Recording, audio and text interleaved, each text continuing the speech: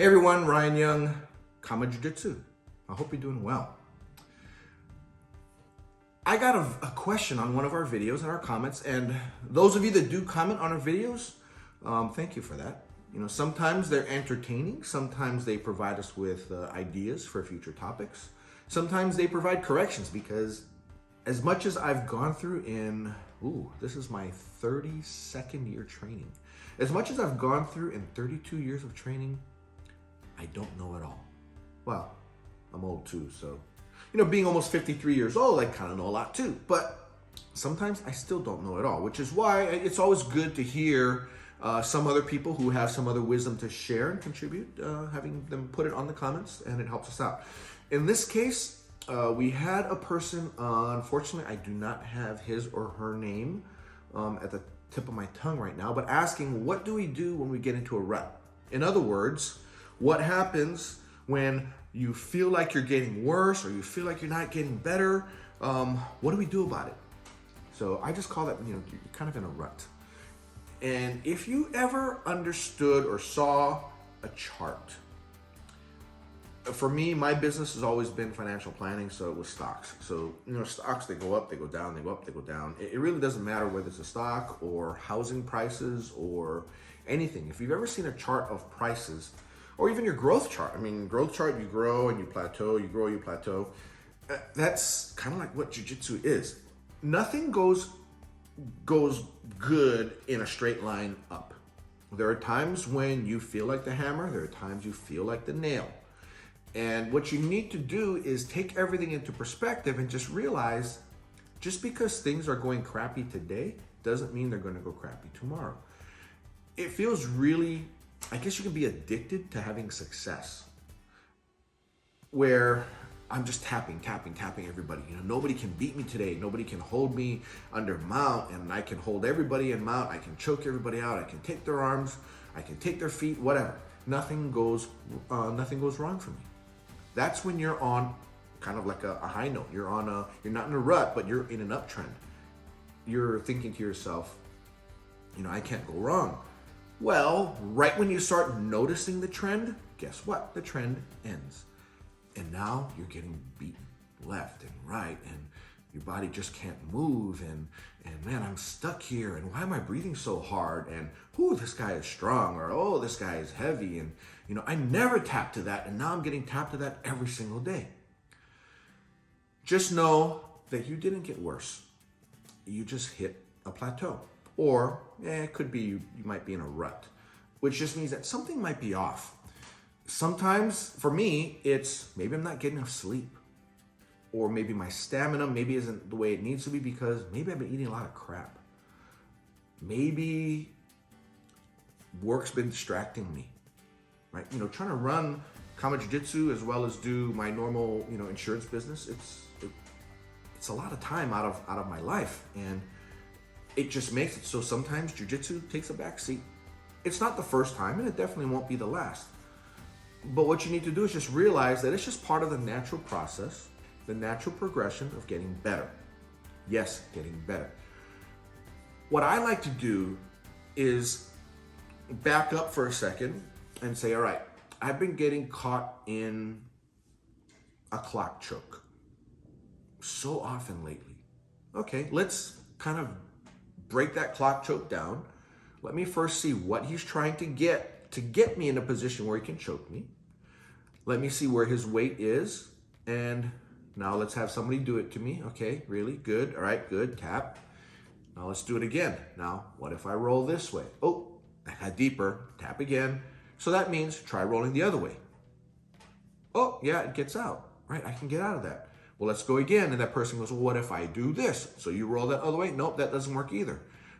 Break it down. Think to yourself, okay, well, what if I move here? What if I move there? What if I put my butt down? What if I lift my butt up? What if I put my foot out here? What if I bring my foot in? Do it in a methodical approach. It's almost like I was just telling one of my students in a private session this morning how to work his core, and you know how people will do planks, right? They do planks on their elbows. And I said, no, don't do them on your elbows, do them on your hands, like in the push-up position. And what I told him was, stay in that full plank position, on your hands. You can also do reps, go down your elbows, come up, go down on your elbows, come up, switch them around, right? But what I was saying, one thing you could do is easy one, is just simply lift your hand up. So you're on your 2 feet in your hands. Let's say count for 30 seconds, hands back down, lift this one up, 30 seconds, lift your left foot up, lift back down, lift your right foot up, shake it all about. And then the last two would be left hand, right foot, and right hand, left foot, and then follow up at the end with doing the full push-up position. So that's 8 different stations that you're doing. And what that'll do is it'll build you up. But what you're doing is doing all different variations of the same position.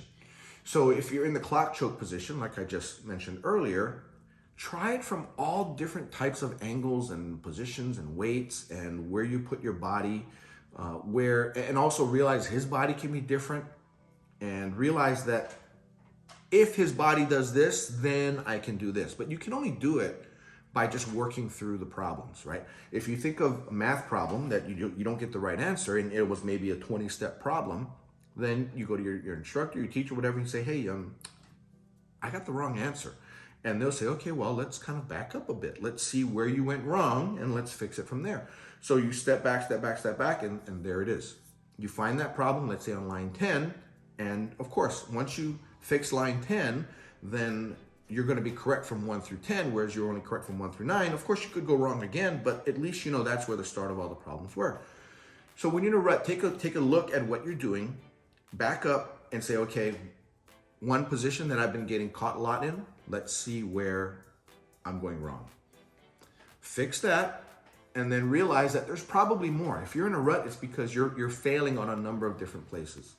And when I say failing, I'm not saying failing in a bad way. Failing in a way that tells you need to take a look at things, reevaluate things, and fix things.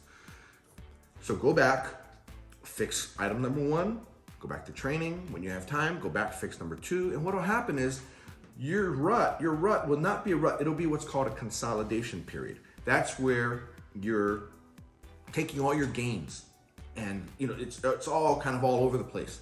And you're bringing them all back in to right here. So now you have control of all of them before you launch on your next upswing, right? Back when you go back to being the hammer again, until somebody better comes along or one of your partners in training gets better and they are able to now stop one of the things that you were strong in, at which point you'll take a step back and go, okay, this hasn't been working as well for me, and work on it. See, now that's the attraction of Jiu-Jitsu, is that in our curriculum at least, I'm not sure about yours, but in our curriculum, you learn probably 70%, maybe 75% of all the concepts there are to learn in your white to blue belt curriculum. So that means that blue belt, purple belt, brown belt, you're learning maybe another 25% of the curriculum.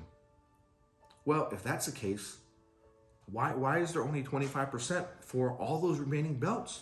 Because those belts aren't easy to run through. What you're doing is you're going back into the white belt curriculum. You're not allowed to forget it because this stuff you need to know. We don't teach you in our white to blue belt curriculum stuff that is good to know. It's all stuff you need to know. And as a blue belt, you're gonna go back to that stuff and you're gonna get better at it. As a purple belt, you're gonna go back to that stuff, get better at it. As a brown belt, same thing. As a black belt, you're always going to be improving what your fundamentals were at white belt, because those are essential things to know. The rut, the time when you're not really doing well anymore, that's the period of time that's telling you, okay, you need to take a pause and you need to go back and you need to make your fundamentals better.